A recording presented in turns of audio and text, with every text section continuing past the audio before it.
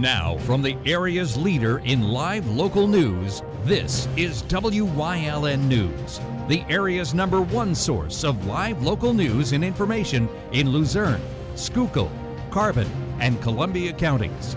WYLN News starts now. Good evening, and thank you for joining us on WYLN News. Here's a recap of our top stories from the week. The Pennsylvania House of Representatives held a Republican Policy Committee hearing on Monday in Hazel Township. The purpose of the hearing was to discuss a new tax reform bill which includes statewide tax cuts for Pennsylvanians.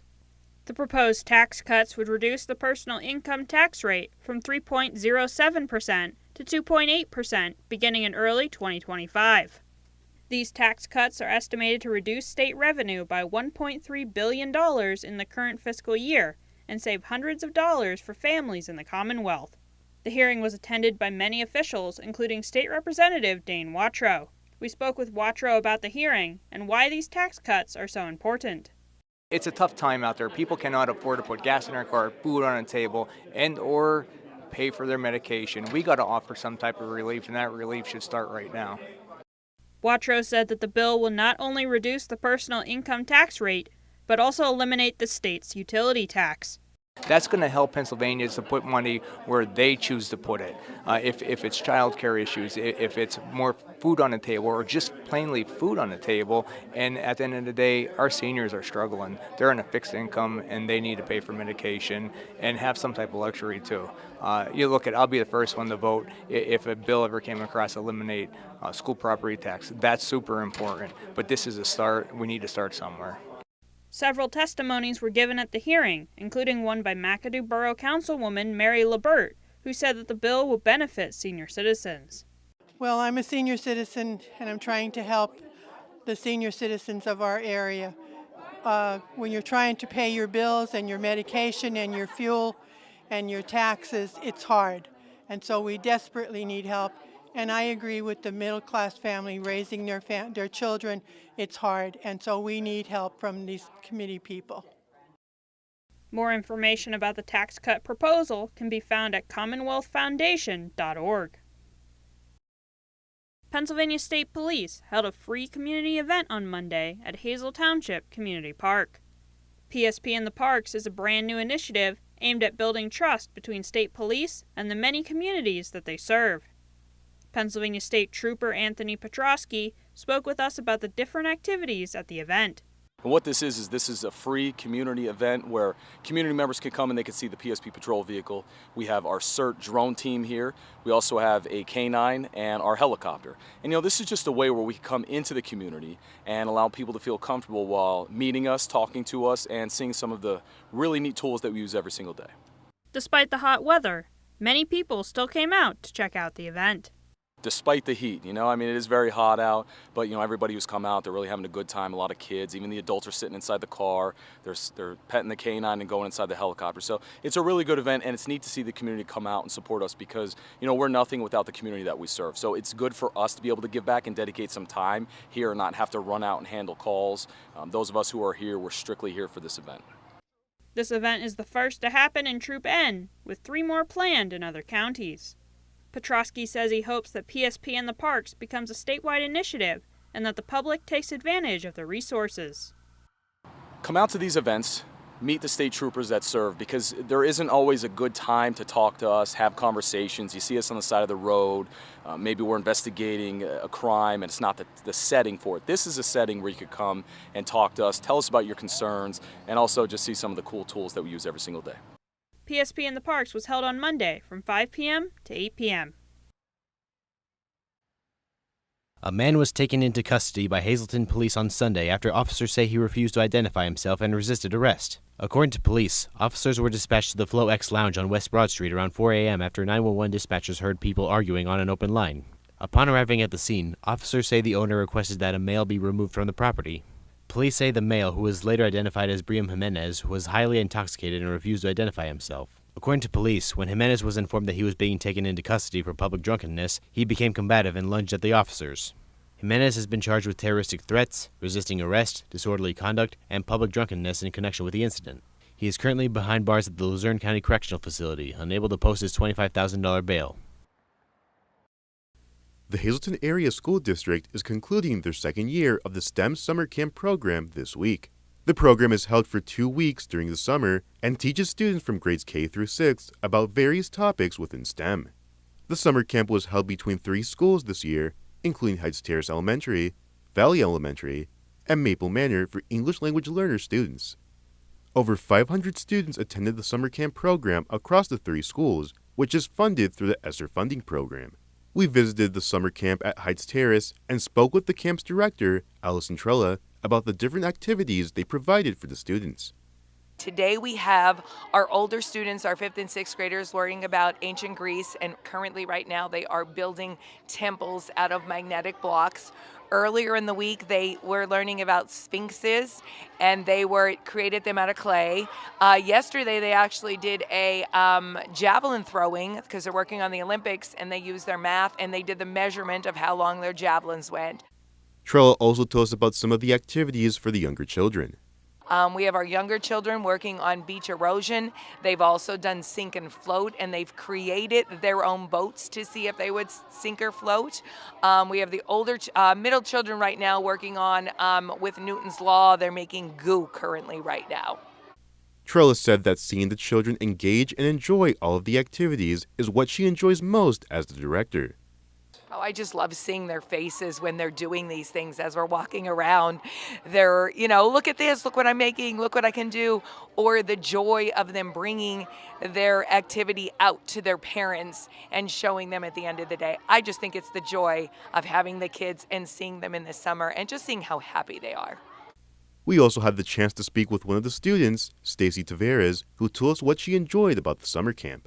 I get to meet new people, and there are many activities, and I can learn more, so I can be prepared to 6th grade. The STEM Summer Camp program concluded on Thursday, June 20th. Coming up on WYLN News, Chris Fulmer leads us down the path through history with Plymouth Part 4. Plus, we join State Representative Dane Watrow on Watrow's Weekly Update. And stay right here on WYLN. We'll be right back.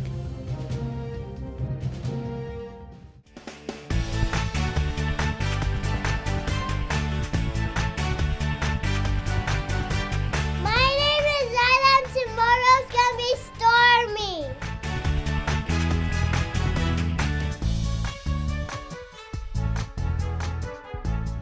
Weather Kids is brought to you by Lehigh Valley Hospital, Hazleton.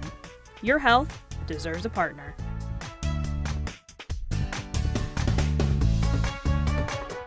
We want your child to be our WYLN Weather Kid.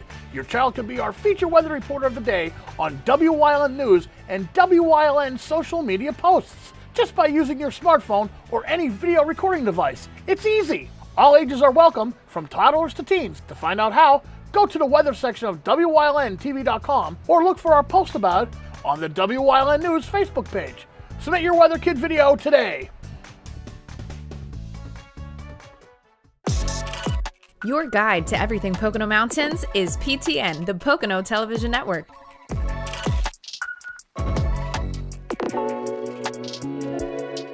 Watch PTN on WYLN. If you're looking for an affordable pre-owned car or truck, Cher's Auto Sales has a great lineup of clean, dependable, and quality vehicles. Stop in at 610 North Broad Street in West Hazleton, 570-454-7229. Cher's is proud to be celebrating 70 years in business.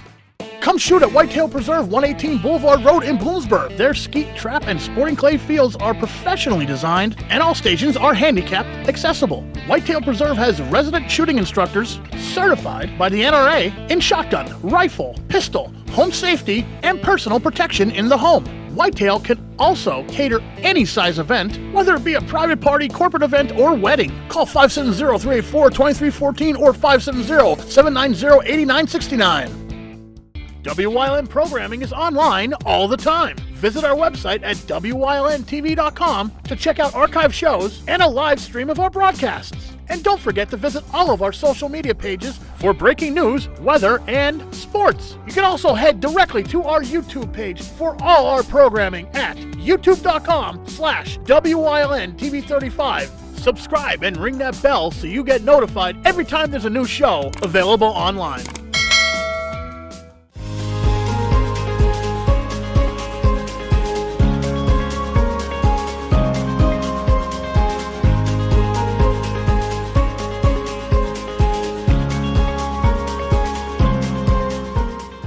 By 1917, America had been drawn into the maelstrom that was World War I. Under the Selective Service Act passed upon the country's declaration of war, District 6, in which Plymouth resided, was required to send 154 men to serve in the armed forces. Ultimately, many more than that did. After the war ended, they were celebrating a massive welcome home parade in town on June 30th, 1919 that stretched the whole length of Plymouth. Civic leaders around this time decided to honor those who had served with a monument, and hired sculptor George Brewster to build it, under the condition that he not duplicate the design anywhere else in Pennsylvania. Brewster designed a monument of a soldier and a sailor on a pedestal, and what fittingly became known as the Soldiers and Sailors Monument, dedicated on November 11, 1920, a year later than scheduled due to funding shortages. Its dedication was also followed by a parade, believed to be the largest one ever held in Plymouth. The monument still stands today, honoring those who answer their country's call of duty. As the Great Depression swept across the nation in the early 1930s, building projects were granted to towns across the nation to get those who had been furloughed back to work. In Plymouth's case, a grant was given in November 1933 to build a post office. The structure, based on Georgian architecture, opened for use on November 23, 1935.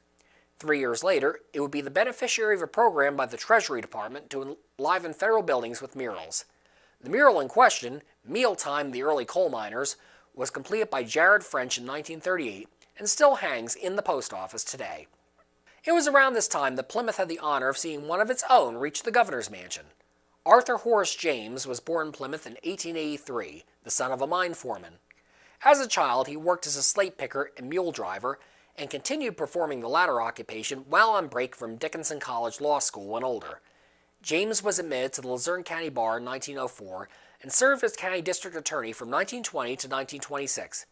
After this tenure, James moved up to the statewide office, defeating Clayton Hackett to have the honor of serving as lieutenant governor under John S. Fisher.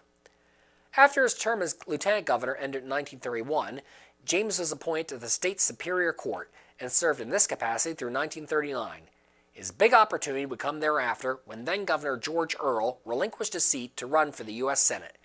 After gaining the Republican nomination for the position over former Governor Gifford Pinchot, James would defeat Charles Jones of Perry County by over 270,000 votes, receiving the most votes of any gubernatorial candidate in the state's history to that point, to become Pennsylvania's 31st governor. In his single term in office, James created the state's Department of Commerce, oversaw the opening of the Pennsylvania Turnpike in 1940, reinforced liquor control laws, and was able to turn a notable budget deficit into a strong surplus.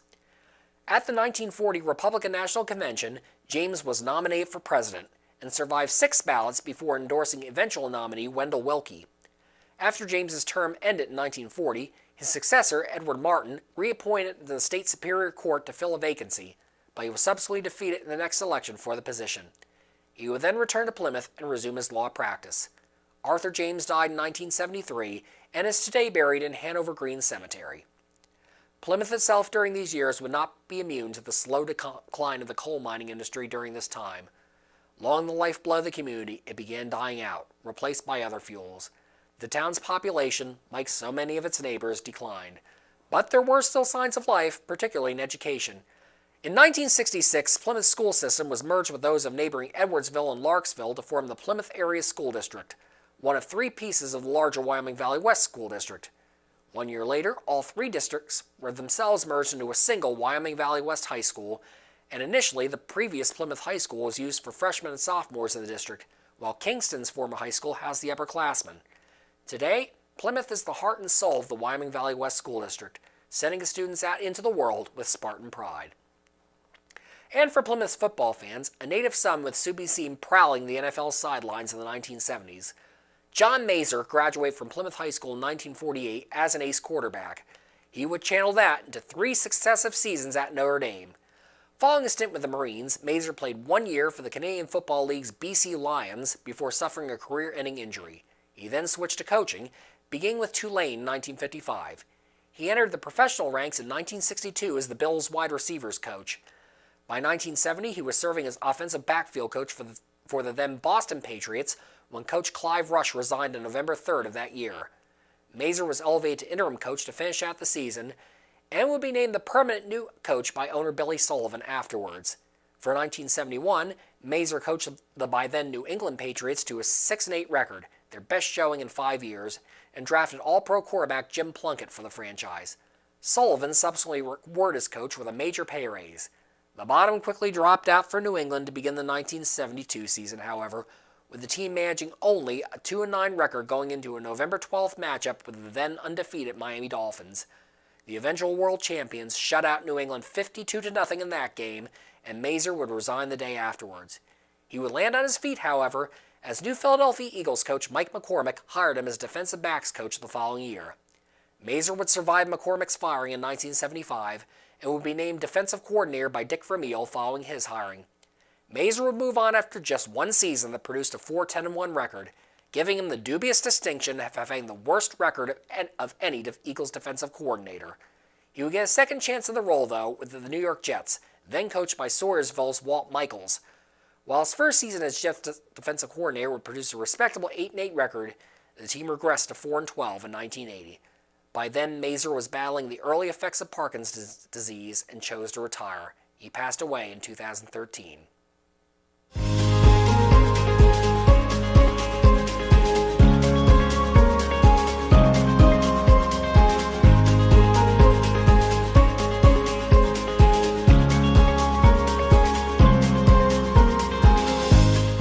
SJ Kowalski is your Mitsubishi Diamond Contractor. They can install a Mitsubishi electric Mr. Slim ductless heating and cooling system. Mr. Slim systems are designed to make any living space in your home inviting. You can have a different temperature control for every room in your home. The money-saving technology can save you 25 to 50% on your heating bill. For Mitsubishi, Renai, and trained comfort specialist, call SJ Kowalski at 570-455-2600. Are you looking for a trustworthy publishing company to publish your book? One that understands the process and upholds Christian values in its business practices? Introducing Covenant Books, an author-friendly publisher who shares your beliefs and wants to publish your story. Call us today to get a free author packet to help get you started. We realize your book is unique, personal, and written with a higher purpose. That's the content we're looking for. We provide authors freedom and flexibility throughout the publishing process with professional book editing, award-winning design, and some of the highest royalty structures in the industry. Covenant distributes and sells your book online and in bookstores everywhere. We convert your book in ebook format and sell it on Amazon, Apple iTunes, and to these distributors. Our authors love us. So if you've written a biography, a devotional, a memoir, self-help, or any genre, we can help. Be like these authors and get your book published and sold today. Call right now for your free writer's guide. 1-800-215-3680.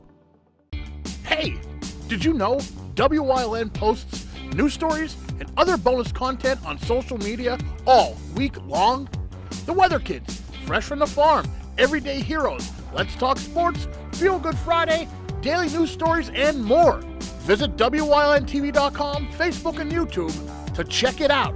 Wyln, the local leader on social media. We're your local network.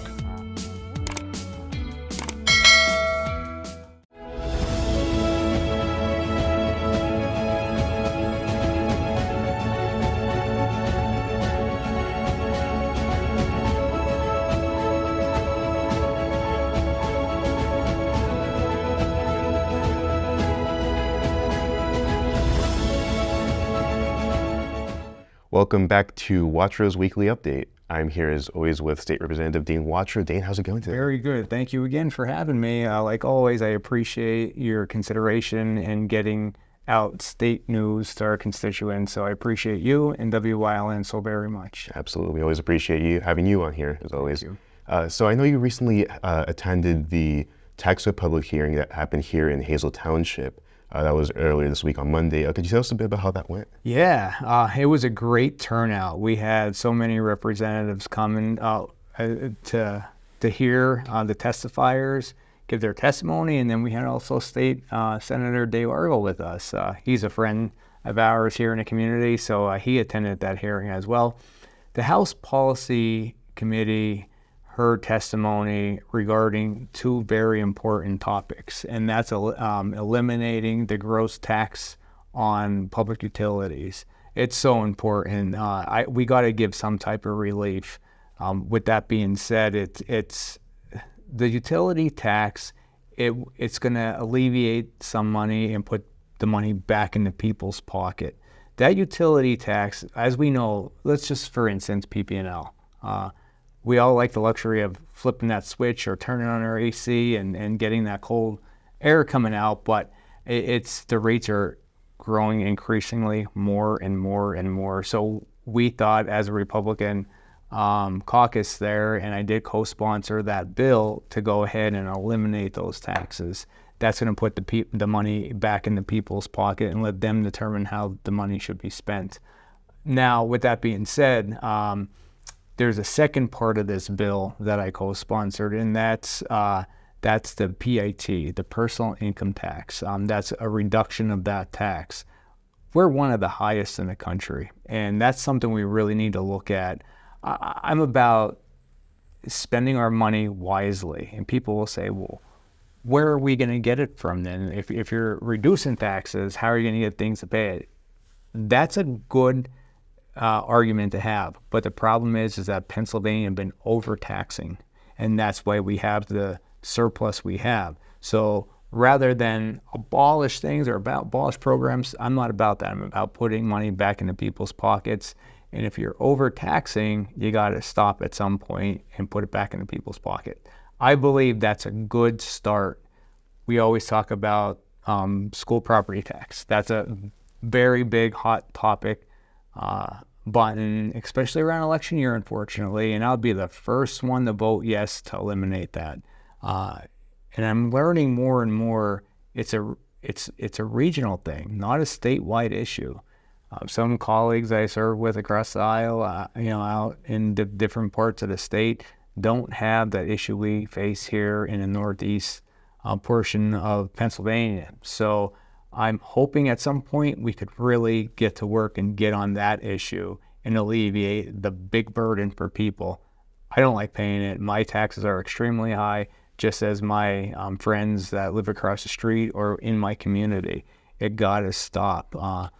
There was a bill that died. Bill died by one vote, unfortunately, a couple of years back, and I'm hoping to have it resurface. I did sign on quite a few co-sponsor memos that's been circulating to try to alleviate some pressure like that. But it's something you got to take a really good look at. Right now, there's a lawsuit out there with that fair funding for education. So finding out where that money's going to come from as well. Yeah, and hopefully this will be a great step into, like you said, putting the money back into the taxpayers of our area. And yeah, hopefully this turns out for the best. What would be the next steps for the House bill following this hearing this week? So it has to be brought up in committee for a vote, and then when it passes committee, it'll go to the full body for a vote. Now, the only way you could get it called up to a vote is have the majority leader call that up.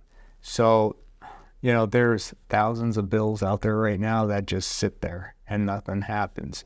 A representative will have a great idea, but not saying it's going to get moved or out of committee. My very first bill I had signed into law last year took a lot of maneuvering, footwork, talking, and getting a bill across the finish line isn't the most easy thing to get done as a state legislator.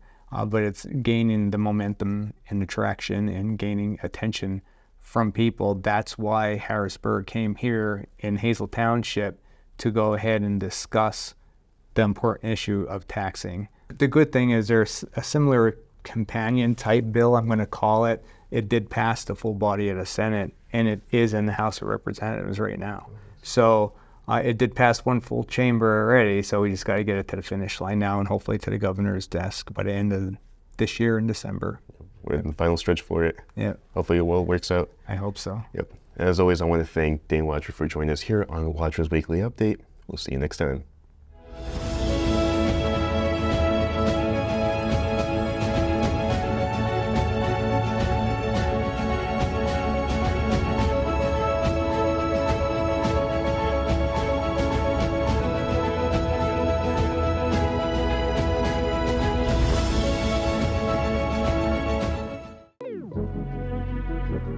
Your guide to everything Pocono Mountains is PTN, the Pocono Television Network.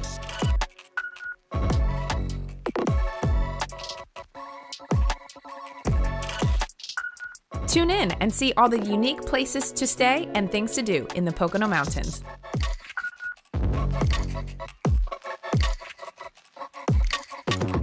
Watch PTN on WYLN. Come shoot at Whitetail Preserve 118 Boulevard Road in Bloomsburg. Their skeet, trap, and sporting clay fields are professionally designed, and all stations are handicap accessible. Whitetail Preserve has resident shooting instructors certified by the NRA in shotgun, rifle, pistol, home safety, and personal protection in the home. Whitetail can also cater any size event, whether it be a private party, corporate event, or wedding. Call 570-384-2314 or 570-790-8969. Do you like craft beer? Do you want to learn the right way to sample wine? How about checking out a restaurant with a unique flavor or a crazy food challenge? These are just some of the things we are featuring on Wine, Hops, and Road Stops. So, spend some time learning about great wine, great beer, and great food on WYLN TV 35.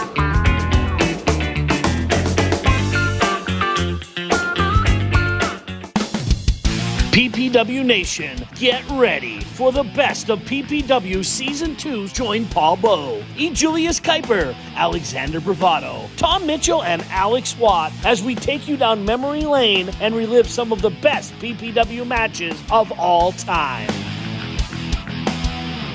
Saturdays at 5 p.m., Sundays at 10 p.m., only on WYLN.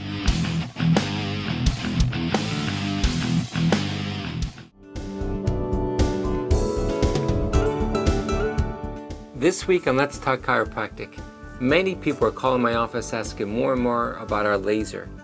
So why don't you tune in this week to see more about what's going on with a cold laser at our office.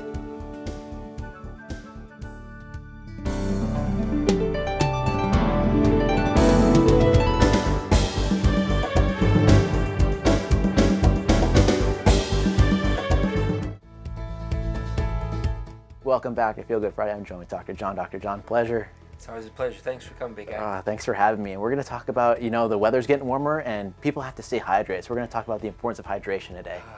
In this office, so many of my patients, we do these exams on these truck drivers and have a scale of the color of the urine. It has to be like a light lemonade.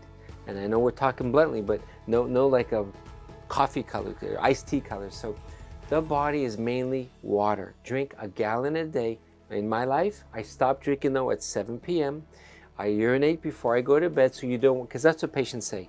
I don't want to be drinking too much because then I'm up all night. None of you stop drinking at 7 p.m., urinate before you go to bed, then get a good night's rest. But our bodies, our kidneys, our liver, our detoxification organs, they need water to break down all the toxins in our food and our air to get it out of our bodies. So again, water is better. Many people say to me, what about iced tea, coffee, beer, alcohol? Water is best. It hydrates for a lot of those. Iced teas, they dehydrate us. So no substitute for good old water. I wouldn't wish those kidney stones on anyone either with iced tea. You're right. But I'd like to thank Dr. John for joining us on this Feel Good Friday, and we'll see you next time. Thank you.